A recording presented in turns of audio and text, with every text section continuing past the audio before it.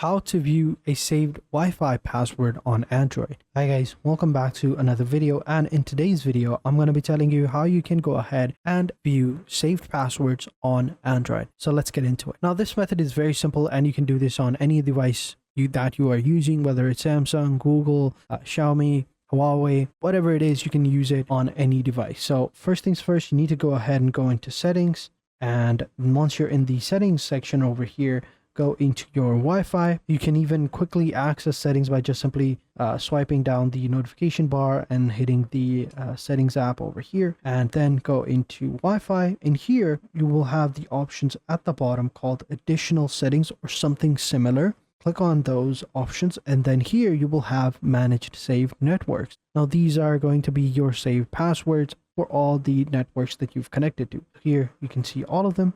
You can go ahead and check them out, delete them, whatever you want to do. There you go. So that's how you do it. That's how you can view a saved Wi-Fi password on Android. So thank you guys for watching. Hope you guys enjoyed this video, and until next time, take care and goodbye.